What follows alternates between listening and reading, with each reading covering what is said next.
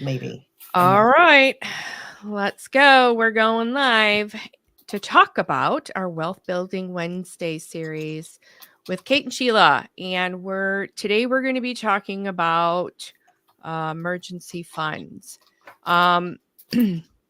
Emergency funds and how much do you need for the fund, and why you should not be using your credit cards for an emergency fund, which I think is probably the biggest thing. And then strategies to build it and maintain it. And so Kate's really passionate about this Wealth Building Wednesday series because I'm passionate about it too, because I want people to build the wealth and understand they need to get out of debt. They got to stop being a slave. But Kate is so passionate about it. She just wants to just give value to people, like just pour into you to be able to give you the information that's in her head and give it to you so that way you can make better choices, do better things, make decisions that are different. So I'm just going to let Kate take it away. But before we do that, I got to do this. Absolutely. The Wealth Building Wednesday series, all correspondence from me and information provided by myself or Money EQ Coach are just that, information, thoughts, and ideas shared. Before you make any financial, tax, or legal decisions, please contact your advisor per your specific situation. Yay. All right, Kate, take it away. I'm just going to throw up on our screen, just kind of hitting on the topics that we're going to be talking about. So Yes. go ahead and take it away. All right. Well, I'm often asked about emergency fund and how to, first of all, what it is, how to build it, and how much do you need. So we'll go through some of that today. There are strategies to earn interest and things like that, but we're going to just stick with the basics today.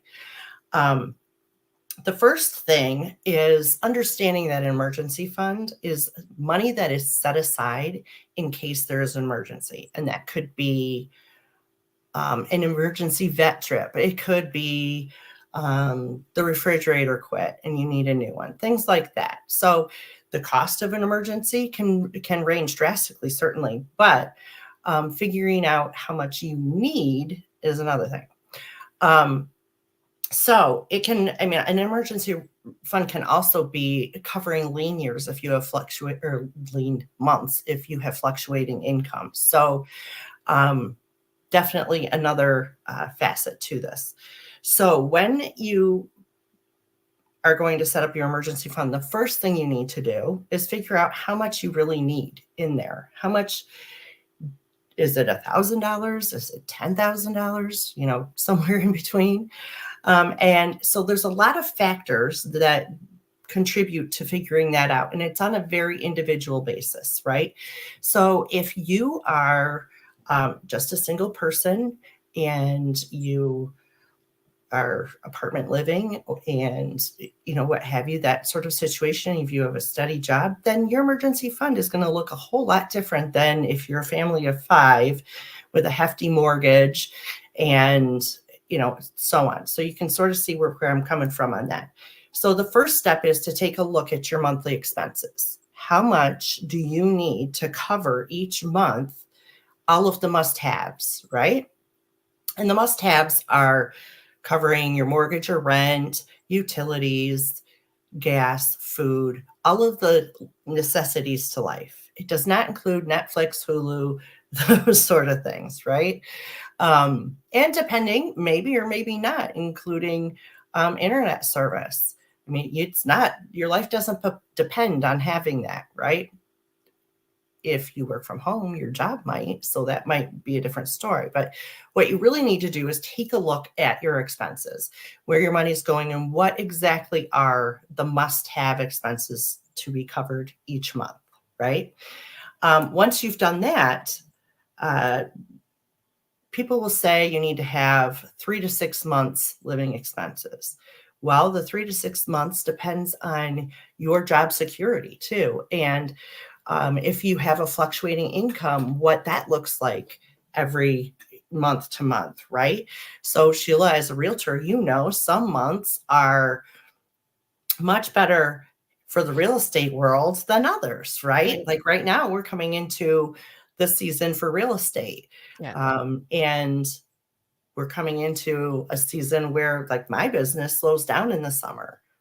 People want to go out and enjoy their summer. They go on vacations. This is what they save for, right? So it all depends on what your industry is and whether you are um, whether you have lean months or not. You may not. You may Right. have a W-2 job and it may be exactly the same. So Right. that's fine, but know who you are and where you're at.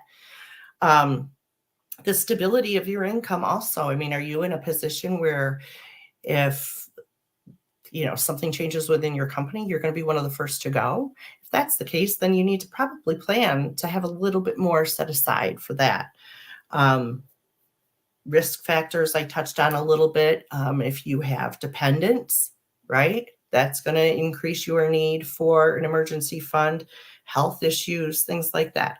All of these things combine to kind of look at, okay, where do I need to be with my emergency fund, right? So, and it is a very individual thing. So also, with that is what you're comfortable with. And I would say that's the most important. Some people are like, I'll figure it out. I can always get another job. Da, da, da. And some people are like, oh, no, I really want this covered. I don't want to have to worry about this.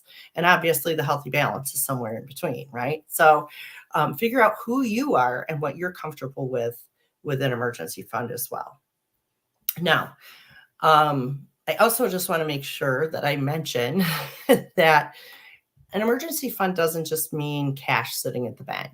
Okay. There are different strategies, and then maybe another time we'll get into all of that on how to generate better interest than sitting in the savings account. Because if you're going to have a substantial stash of money somewhere, you want it to be working for you and not losing to inflation. Right. So I totally get that. But that's another day. Another topic. Another topic. Yep. So once you have figured out what your comfort level is and your dollar number you're putting on your emergency fund, I usually suggest, if you're starting out with zero today, as you're watching this, as your emergency fund, then break it down into smaller goals. Okay. Because you want it to be something that you will achieve and that feels comfortable. So if you calculate out that ultimately to have 6 months of your income or expenses covered in case of an emergency, losing a job kind of thing, and it's, $30,000 to $50,000 for an emergency fund, you're going to go, forget that, right? But if it makes more sense to start out with, okay, my goal is to, by the end of this year, have $1,000 set aside for emergencies. You may not be covering the emergency that is a job loss or something like that, but you certainly can be covering a refrigerator issue or things like that. So it's okay to start with a smaller number as your goal, and then just know that as you build and increase it, we'll talk some strategies on that, but as it grows, that you're then being able to cover some of the bigger emergency needs, right?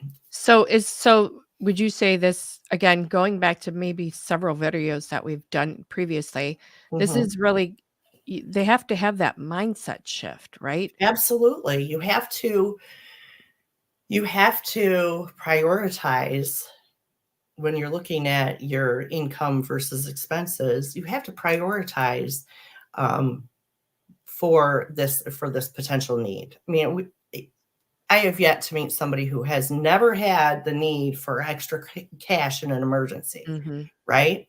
Right. I mean, just going to the vet these days is That one's a killer. Yeah. any kind of Yeah. emergency. I mean, okay, so for example, my dog, of course, we were on vacation and my son had to deal with it, but my dog like ripped his dew claw. They have that one Yep. extra little toe or whatever it Yeah. is, the dew claw. Yep. And he basically ripped the nail off it, had to go to the vet. Yeah, $400 later, right? Wow. So Yep. it's like, because they had it. Anyway, that's As neither we here say, nor there. it's life, right? Like Right. it's life. Life happens. Right. crap happens. It just Right. does. So Yep.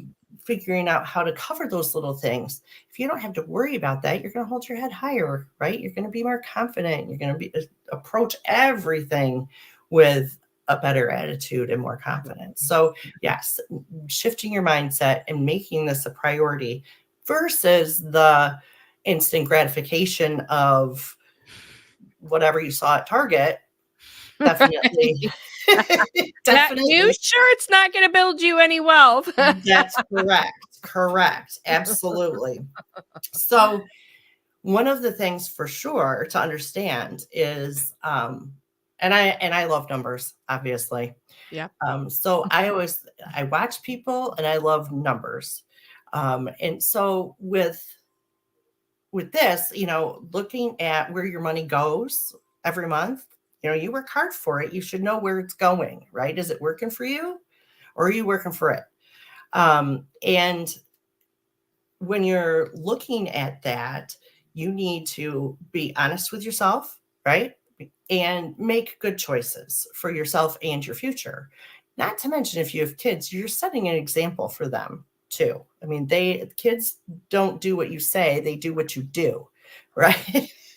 So 100%. And you know what? You bring up things that have happened this week. Like we're only Wednesday, and here we've had like we have got to be teaching the next generation exactly what they need to know about money. It's not happening, in the schools. it's not. It has to start with the parents and even classes for kids to understand how to wealth build and not be a Absolutely. slave to debt right out of school or Oh, right yeah. out of high school, right? Yep. Even before they get out of Absolutely. high school. So Yeah, yeah, absolutely. So, my kids are almost 23 and almost 21. And they both are still living at home because we want them to build before they correct. move out. So I get the mail, right? Right, wrong, or indifferent. If there's a credit card offer that comes in the mail for them, they never see it. Nope. Not in a million years am I going to put them in that situation where they're tempted, right? Correct. Now, building credit is a whole other thing, which we're working on with them. So don't think, oh, what's Right. she doing? They're never going to have credit. Yes, they do. But anyway, gotten a little It's a sidetracked. process. It's a step It is a one, step process. two, step three, and Yes, knowing each part of that step is important and it builds on absolutely. each other. So 100%. So once you figure out your number, you need to figure out, okay, how am I going to get there? Right. mhm. So, and I always encourage people to work this into their financial blueprint, Mhm. strategy, that sort of thing. And if you need help figuring out your overall picture, obviously I can do that. But what you need to know is A, do you have extra money at the end of the month to save? And B, if you don't, how do you find that so that you can continue to save? Um, and by the way, I would suggest always, always, always 100% to make it automated.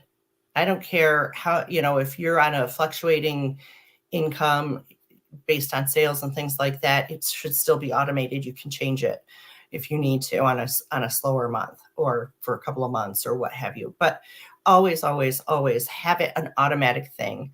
So every month, X amount of money comes out of my checking account and goes to wherever you're saving it. And the first place you would start is a savings account.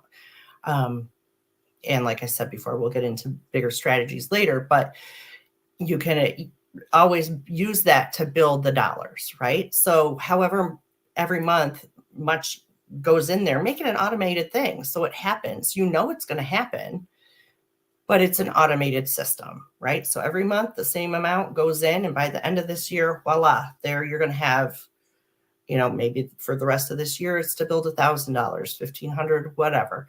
But it's key to automate it. And it's key to look at it like it's another bill because you're paying Right. yourself and your future first, right? And so you're saying like make sure that like in previous videos we talked about building that budget. So Mhm. just make sure it's a line item so that way it's already Like it's already gone out of Yes. your mind. Like that you don't have that money, right? Right. So keep in mind the mindset shift. I don't have that money anymore because it's going to this. It's just Right. that other bill. So Yep. perfect. Absolutely.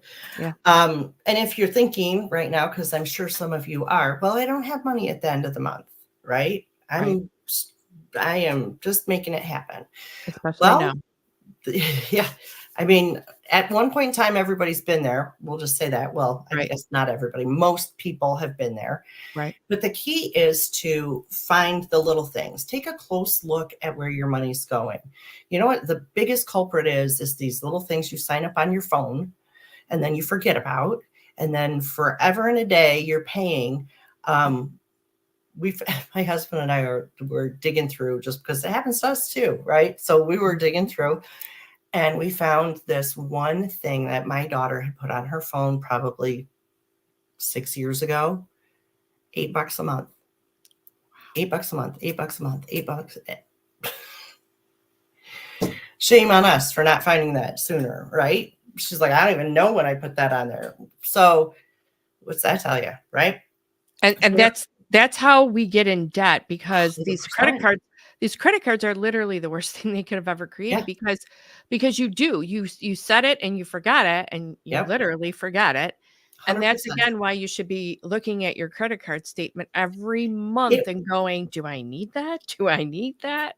And even you go beyond that though, because this was just an Apple bill lumped all into other stuff, that we do have, right? Mhm. So we never Yep. saw it as just this one little line item Wow. until we were like, what is all this from Apple? Because we have things that we do use and we want to pay for, Mhm. but it's stuck in there and it just was there. So it wasn't even ever a line item on the credit card that would have, said whatever Wow. game. It just was Apple, blah, blah, blah. Sneaky. Right. Totally. So they're out there. So go through those kinds of things. Another thing is to, take a look at stuff you have. We all have stuff around that we don't have a use for anymore. Sell it on Facebook Marketplace. I mean, I have seen stuff on there that people sell that I think to myself, really, somebody's going to pay? And they do. People pay for it. Yeah. So absolutely, I guess one man's trash is another man's treasure, right? So if you've got things that you're not using, sell them, whether it's eBay, Facebook Marketplace, Poshmark, whatever, one of the things, go ahead and Create your own store. You could literally create your own correct. store You on could sell Facebook. If you have enough stuff in your house, you could create totally. your own store. According to my husband, my basement could be a store. For real. So, but anyway, so it's one of those things, and it's, do you want to put the time into that? It's Right. well worth the time to do it. It doesn't have to be hours and hours on end. It can be 20 minutes here, 20 minutes there, and just do it and get it gone. You'll feel better too, because you'll have less crap laying around. Mhm. Yeah, get rid of the unnecessary expenses, the subscriptions. You can even negotiate, and this we'll talk more about next time on debt. You can negotiate the interest rate. So they've been going up. We all know that. So how do you negotiate that? And we'll touch on that next week for sure. Dining out less. I mean, one of my best friends owns a restaurant.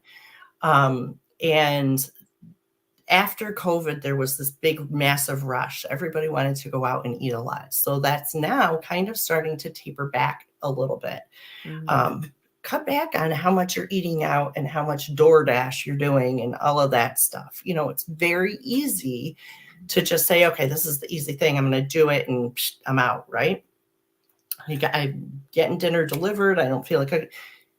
Prepare for that ahead of time. Have things that you can just quick throw in the oven or whatever when you don't feel like making dinner and cooking, so that you aren't tempted by spending that money for DoorDash or going out or whatever. So just plan ahead. And then, you know what? It feels great when you go, I'm so glad I did that. And you're proud of yourself that you planned ahead and you had that in the freezer or whatever. I mean, when I make lasagna, I make 2 pans. I stick one in the freezer. I made, I made I do vegetables. that with meatloaf. Yeah, I made vegetable soup yesterday. Mhm. Half of it went in a Ziploc in the freezer because you know what? It's super easy to pull out and defrost and make when I don't feel like making dinner. So just Well, plan. and I was just thinking, we were talking, I think it was the very first video that we did, you know, when you go back and you look at how much you spend for food, right? Mm, Going out to eat and all that yeah, stuff as a line item, you're literally going to save that amount of money per week and then yeah, per month and then yeah, for the entire year. And yeah, once you realize how much money you're saving, you're like, hey, that's my emergency fund, right? 100%. You just have to So, reallocate it. You just have to have that D yep, word, the discipline to say, okay, I've saved this much yep, and I'm allocating it to the emergency fund, yep, right? And yep. that's the first thing. I mean, I understand people are saving for retirement and maybe college and whatever for kids and so on and so forth. I get all that. But saving for a cottage up north when you don't have an emergency fund is silly, Right. right? I agree. So just make it a priority because that is um, that's what you're going to really need first, right? That's Mhm. why every single financial advisor, coach, anybody out there that is worth their wool is going to tell you that the first thing you need to do is pay off debt and build an emergency fund. Yep. There's a reason for that. So, Yep. yeah. Um, I was starting to, and I don't know, I trailed off, but I wanted to share a little bit of information as far as, statistically, most people in the United States, and when I say most, I mean only 35-40% of households have um, a budget or strategy where they're tracking their income versus expenses and know where their money's going. So with that, you have to think about, okay, why is that? Right? Well, I've got some ideas and I believe just from my experience in working with people is people don't like to feel like they can't do something, right? Feel like they can't go to Starbucks, feel like they can't go out to lunch, feel like they can't do all these things. And we've spent a bunch of time talking about, if you didn't go out for dinner or if you had it in the freezer or whatever. And I'm not saying across the board, cut it out 100%, Mhm. but create for yourself a challenge.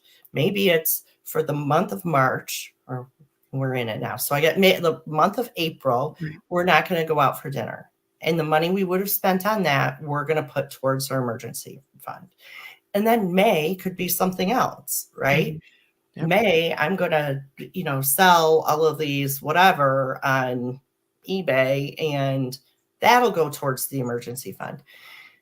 And I'm also not saying don't ever do it. And when I work with people on creating their strategy going forward to pay off debt and build wealth, it also incorporates having money set aside for fun. Because if you take all the fun out of life, you're going to do the work your strategy for about a week. And then Right. you're going to be like, I'm done with Right. this crap. Exactly. Right. Kinda So like kinda like a diet, right? yeah, Mhm. 100%. Exactly. So that's why the diet industry worked into cheat days, right? Right. So, and for everybody, the amount is different, but generally around 10% is what I look at saying, okay, set that aside, not in the emergency fund, not in, retirement, not in da da da da. But that's fun money. And maybe fun money is enough to go out for ice cream, or if you save it up, it's enough to go do this or go out for dinner once a month, whatever it is. But set aside some money for fun. And I'm not trying to take all the fun away. And I'm not telling you to eat beans and rice because nobody's going to do that for the long term, right? We want to have a strategy that is going to be conducive to you doing it for the long term because that's Right. when you're going to see the real results. And it Lifestyle does take change. time. Yeah. And I understand that. And it takes discipline. But if you do it and you work on it, then you will see the results over time. So you just have to imagine what you're looking forward to the future and check yourself and make the good choices. Yep. I agree. I definitely agree with that. You gotta start somewhere, just like Yeah. you would on any type of thing that you wanna change about Mhm. your life. You have to start somewhere. It takes the first step, And then the second step, and, just, reach out to Kate, because you can't do this on your own. You don't know what you're doing, and that's not a bad thing. Don't ever look at those things as bad things. Look at those things like, hey, I need to learn this and I need to grow. That's how Mhm. I'm going to grow. And I need to go through this little bit of a hard time. It's only a season. It's only temporary, Mhm. that I need to go through this little bit of a struggle, this change in life Yeah, that I have to do in order to get on the other side of this. That's going to be so amazing. I mean, I absolutely. wish people would understand that it's only temporary. The 100%. struggle is only temporary, It right? is. It is, absolutely. Yeah. It is, and if you can set your mindset that it's going to be for this amount of time, and set yourself that time, Yes. right? Challenge 100%. yourself for a month, or challenge, and then the first step is the hardest, We right? we should do a challenge. You know, We should. we should really put something together where we do a Yeah, challenge. So we'll we have to can talk do that, about that offline. absolutely. Yeah. 100%. And then why our credit card, I mean, I know why, and I mean, if you've listened to any videos previous to us talking, you would know Yeah. why their credit cards are not emergency fund, but can you just share a little bit about Yes. that? So oftentimes people lean on a credit card for an emergency purchase, right? Or expense. And from the outside looking in, doesn't sound like a bad thing. However, what can happen is, if it is an emergency enough, big enough emergency, you're accumulating debt. And the goal is never to do that, right? And the emergency could be bigger than what you're going to be able to pay off at the end of the month. And typically they are. So when you use a credit card for whatever the emergency is, now, if it's a vet visit for $400 at the end of the month, we're blessed that we can just pay that off, right? That's not an issue. Um, but for some it is. So you don't want to continue to carry that debt and incur the interest, which is then making your emergency more expensive than it should have been, right? Then it should have just been the 400. You're then incurring the interest each month on it. And that can over time significantly change your wealth trajectory. I Mhm. mean, it can really put a bite in it. And mindset typically is, well, I've got this on there. This little bit is not going to make that big of a difference. And it just eases you into a, a bad mindset for bad financial decisions when you start okaying the credit card, right? Now, they would love for you to do that because that's how they make the money. Right? but, Right? but it's not best for you, right? Um, it can also impact your credit score over the longer term, right? If you're not paying it off. And that affects all sorts of things, right? That affects how much you pay for your car insurance. It affects getting a mortgage. It affects all sorts of things, right? Yep. So It's a domino effect. it Totally a is domino very effect. much so. So really, those are the main things that I'm concerned with when people say, oh, well, I have a credit card. Well, you do, and that's fine, but it really is not meant to be for emergency, you know, To bail you out of things. situations. Yeah. It is. Yeah. Um, now, don't get me wrong. I have credit cards. I use them to get Delta miles. I use The only, like, if you to look pay at them off. if you look at the word credit, that's Yeah, really what a credit card is to build credit. it That's is. it. That's the only reason that credit It's is not out to there, credit use card. credit. It's Right. yeah, It's to build that credit so that you can get that thing. That's it. absolutely. It's not to use it to, Absolutely. pay this emergency and that emergency, and, Right. feed your flesh because you want that shirt or you want that thing 100%. or you need the new phone or whatever. It Like, is a very slippery slope. it is. And for many, it starts out as, well, I had to buy a new fridge Right. or whatever it is. And then, uh, you know, go out for dinner. We'll just put it on the credit card. Does that make that much of a difference? Well, Right. it does, because it adds to the debt load that you carry and how much interest you're being charged, and it snowballs in the wrong direction. Yeah. So while it's tempting to say, I'll just use my credit card for an emergency, it's a slippery slope, and it's definitely never the best idea. Yeah. Okay. Definitely better to get a handle on. To build that fund, to Yeah. build that emergency fund, and Absolutely. don't even take that completely out of your mindset. I don't have a credit card Yeah. to use for an emergency. Like, that's Correct. not an option for me. Right. So, I mean, we keep hammering the mindset thing because it's so It important. is. It is so important. So, Absolutely. yep. And Well, once you start working on it, I just want to say, once you start working on the mindset, you'll catch yourself more often, yeah, and it'll become more of a habit and ingrained in you, and the neuroplasticity will take over, and then you'll be like, oh, I didn't even have to think about that. And I've made the right decision, and you feel good about it, and you move along, and you start to stand a little taller and hold your head a little straighter, and it does. It just starts to snowball, and everything gets better. yep. That's how mind shifts work. You know, Yep. you make those small changes, you catch yourself when you're thinking differently, and yeah, it's awesome. Well, Kate, I can't thank you enough for just so much value that you pour out to people. I mean, from the bottom of my Thank heart, you. I'm learning as much as everybody else is learning. There are certain things, like I said before, that I know, but you're just a wealth of information. I appreciate you so much. Well, thank you. So next, 2 Wednesdays from now, because we do it every other Wednesday, our Wealth Building Wednesday will be about debt payoff strategies.